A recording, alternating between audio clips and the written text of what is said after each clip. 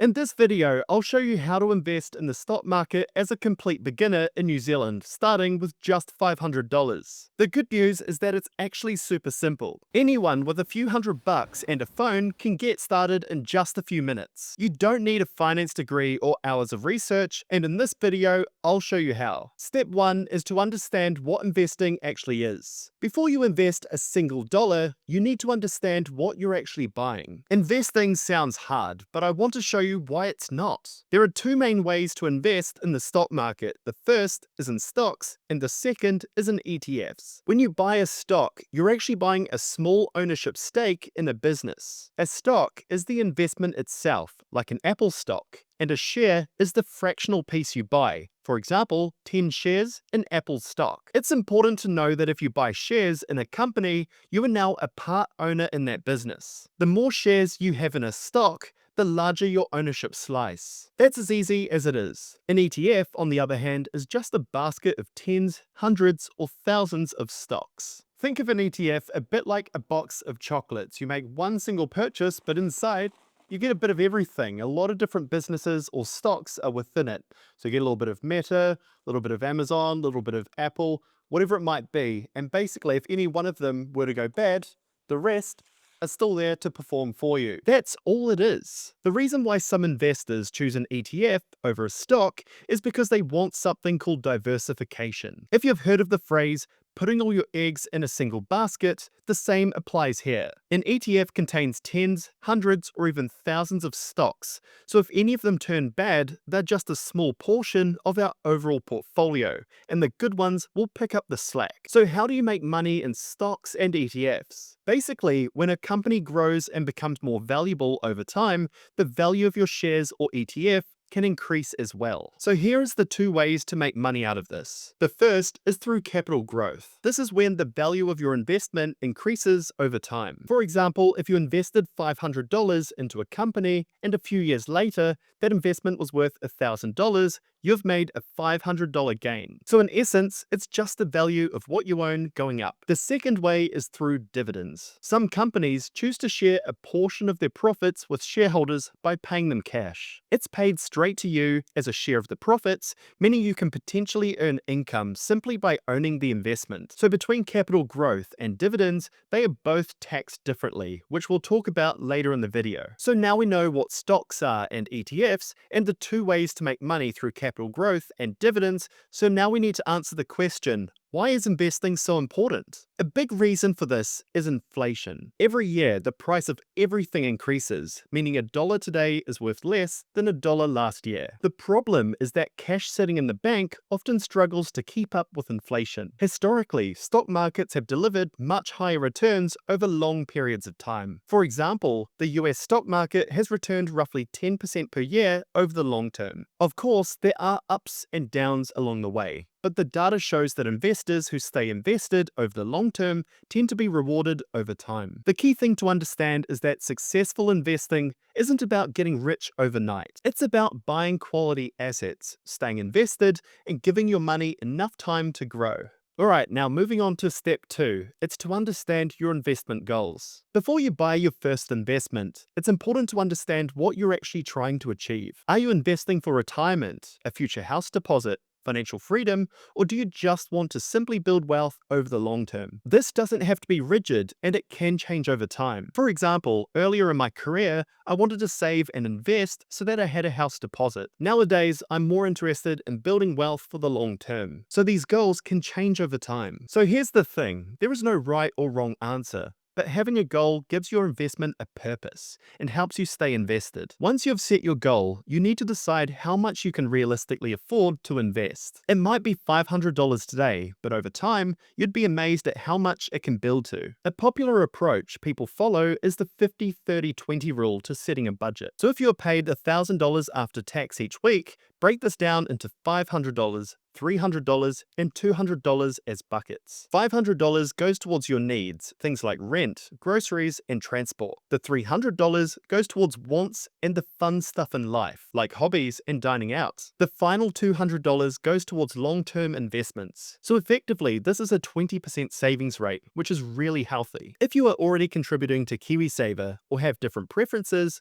you can set your own percentages. This is, of course, just a guideline. The exact number doesn't matter as much as making it a habit. We'd all rather spend our money in the fun bucket, but we know that setting some aside to grow is the responsible thing to do. So now we know what investing is, what our goal is, and how much we can invest. Step 3 is to choose an investment strategy. The good news is that investing doesn't need to be complicated. In fact, I think the best investment strategies are actually the simplest. For beginners, I like to focus on 3 key principles: diversification, consistency, and patience. The first is diversification. As we discussed earlier, this means spreading your money across lots of different companies rather than relying on just 1 or 2 stocks. This helps us reduce risk and is one of the main reasons why ETFs have become so popular with beginner investors. The second principle is consistency. Every day, the stock market can go up and down and up and down. Nobody knows in advance what way it will go, so trying to time the market is impossible. That is, unless you have a crystal ball, in which case, let me know who your supplier is. Rather than trying to guess when the best timing is to buy, many investors, including myself, choose to invest a set amount on a regular basis. This strategy is called dollar cost averaging. Using our example from earlier, maybe it's $200 every time you're paid. If prices are high, you'll buy fewer units, and if prices are low, you'll buy more units. Over time, this helps smooth out market fluctuations and removes the pressure of trying to perfectly time the market. Our third principle is patience. This is the one that most people struggle with, including myself in my earlier investing days. The stock market can be unpredictable in the short term. Some years your investments will go up, and other years, they may even go backwards. But historically, investors who stay invested for long periods of time have generally been rewarded. There is a popular saying in investing: time in the market beats timing the market. In other words, spending more time invested is usually more important than trying to perfectly predict what the market will do next. To show you how powerful consistency and patience can be, let's take a look at what happens when you invest regular amounts over a long period of time. Let's assume that you start with the $500 you have today, and assume you invest a further $200 every single week. As we covered earlier, the US stock market has returned an average 10% a year since 1957. So let's take that as an average return. After 10 years, you'd have $175,000. After 20 years, $627,000. And after 30 years, over $1.8 million.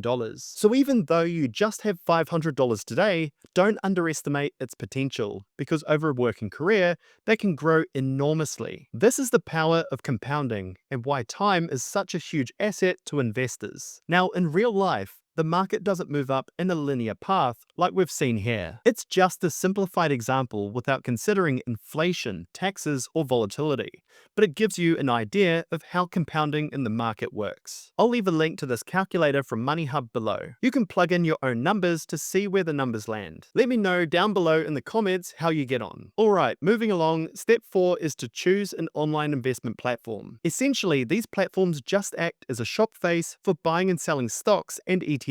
You can't just turn up at the stock market, you need a broker in between. Here in New Zealand, we have lots of options, so make sure to do your own research as they're all slightly different and offer different services. Right now, for my stock and ETF investments, I'm using Moomoo because it has all the features I need from a broker. Moomoo is an online brokerage platform that operates in both New Zealand and Australia. They've been operating over in Australia for several years now and have become Australia's most downloaded trading app for 2 years running. One of my largest requirements from a broker is access to the US market. Moomoo offers access to Aussie, Hong Kong, and US stocks and ETFs all from a single app. This is important because the US market is by far the largest and has some of the world's most exciting companies like Google, Apple, Nvidia, and Tesla. It also has some of the world's largest ETFs from the likes of Vanguard and iShares, so having this direct access through Moomoo allows me to invest into thousands of the world's top investment opportunities. Now, whenever you buy or sell shares or ETFs, you'll have to pay a fee. Moomoo charges just 99 cents per trade for US stocks and ETFs, and for Australian stocks and ETFs, just $4.99 per trade, which is one of the lowest fees in New Zealand. As a beginner, you'll want a platform that is easy to navigate and can grow with you. Moomoo has absolutely everything you'd need to get started, and it has an incredible depth of features that allows the platform to grow with you, so you don't have to upgrade to another provider later. Moomoo's platform is easy to use, and from their website, you can open an account and get started investing in minutes. Earlier, we talked about the importance of consistency when you start investing. Their recurring investment feature allows you to simply set an amount you wish to invest every week, fortnight, or month, and they automatically buy stocks or ETFs for you. Only a few other investment platforms do this, and it's useful for anyone wanting to dollar cost average. Even to this day, once I'm paid, I have money going into my brokerage account and it's automatically invested. It's super easy and removes the stress as a beginner. I work a day job and run this YouTube channel after hours, so I don't have a lot of time to log in, buy, sell, whatever I need to do. I just want to do it automatically. So this is a super easy way to help remove the stress as a beginner. Something else I really like is Moomoo's research feature. There are many platforms out there offering the same things, but they all require separate licenses and are spread across different websites. Moomoo offers these for free to their users, and everything's on a single platform, making it super easy to use. The Moomoo app offers some of the best research tools in the market, including a stock and ETF screener to narrow down your investment options. If you can't be bothered with all of that, they've also got a powerful AI feature that takes all this research data and guides your research. As a beginner, this is great as you don't need to spend 4 years at university just to tell the AI you're a beginner, and it will break down everything into small, easy to understand chunks. While I encourage you to do your own research and compare the different brokers available, Moomoo is definitely worth considering given its low fees, ease of use, research tools, investing features, and more. I've included a link to get started with them down below. Currently, they're offering new users $0 brokerage on US and Aussie stocks for 30 days and up to 30 free shares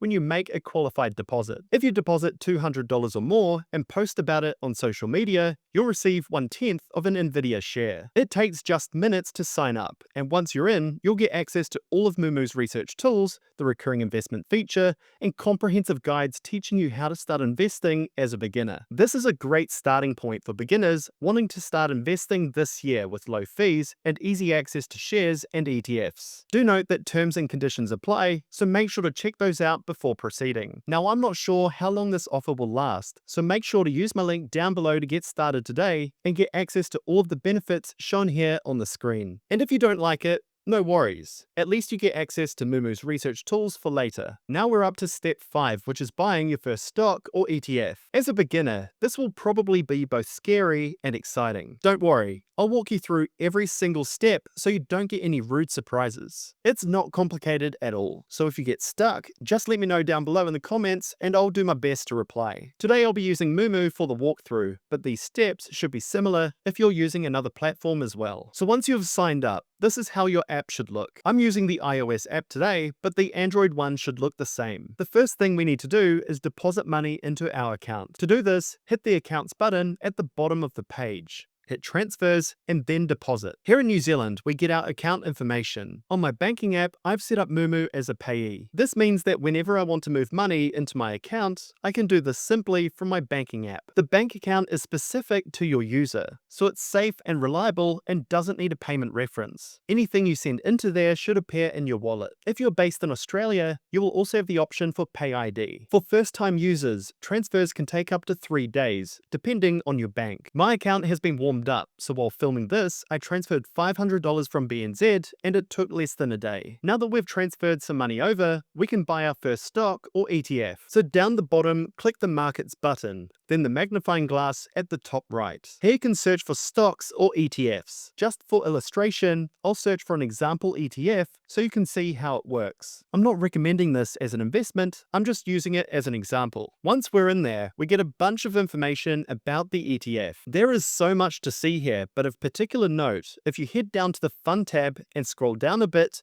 you'll get a full breakdown of every single stock in the ETF. As you can see, Moomoo shows you exactly how each dollar you invest is allocated across the different holdings. So spend some time checking this out. Once you're ready to invest, head back to the Chart tab, and down the bottom you'll see the Trade button. Sometimes you'll be asked for a passcode, so just key that in for your security. Under Order Type, there are two main ways to buy shares. The easiest way is Market Order. By selecting this, Moomoo will buy the shares at the best available price. Up the top of the page, we can see the current price the example ETF is trading at. Now, these are really expensive to buy at once, so Moomoo allows us to instead buy a fraction of a share. So if you only want half a share, all you have to do here is key in 0.5 and you can see the value of your trade updates automatically. Once that looks good, we hit the buy button and we get a pop-up to confirm the details. As a beginner, it's important to know this is your last chance to review the details. You can confirm the quantity and the total amount here. Then hit confirm and your order will appear below. When the US market opens tonight at 2 or 3 a.m., the order will go through. Whether it's for a stock or an ETF, the process is the exact same. Congratulations, you've just bought your first shares. The second way to buy a share is called a limit order. Now this is a little bit more technical, but I'll walk you through it. Here we have to define the maximum amount we are willing to pay for a single share. For example, let's say you only want to buy if the price falls below a certain level. In that case, you might set it up like this in the app. Because it might take a while for the price to reach that level, if at all, you need to tell Moomoo how long to wait. We can set this for up to 90 days, after which the order will cancel if the price never reaches our limit. For now, I'll set the GTC so it has time to execute. Then we hit buy, check the details like last time, and hit confirm. So now we wait, and when the price drops to the level we set, or less, it will buy the shares automatically. It's as easy as that, guys, and to be honest, as a beginner, you can get by just fine with only using the easier market orders that we reviewed before. The final thing I want to touch on is taxes. I'm based in New Zealand, so I'll talk about our tax situation today because it's quite unique. At the start of the video, I talked about the two ways you can make money from stocks and ETFs, and that is capital gains and dividends. In New Zealand, if you're investing for the long term, you're exempt from paying tax on your gains. So if you buy at $200 and sell for $300, the whole $100 profit is yours, untaxed. Dividends, on the other hand, are taxed at your marginal tax rate. As you can see in my account with the IRD, Moomoo has already told the IRD about my dividends and deducted the tax before I even received the dividend. So again, capital gains are not generally taxed, and dividends are taxed just like ordinary income. Another tax that got a lot of airtime in this year's budget was the Foreign Investment Fund, or FIF tax. It's awfully complex, but basically, if you invest 50,000 New Zealand dollars or more into offshore stocks or ETFs, you have to calculate FIF tax. It's currently $50,000, but in September, National Party has announced that they'll be increasing it to $100,000. Now, the first thing to know is that this $50,000 or $100,000 is on a cost basis only, or what you originally paid for the stocks, not what they are worth today. The second thing to know is that this is across all of your investments, not just those with a certain broker or app. So if you have invested over $50,000 overseas, increasing to $100,000,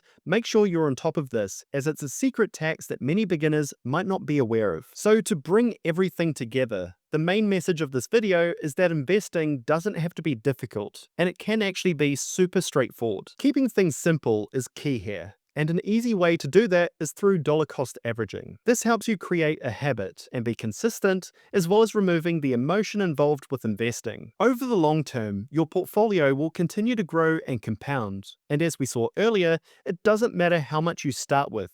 The real secret is to start early and let time do the heavy lifting. $10, $50, $100, it doesn't matter.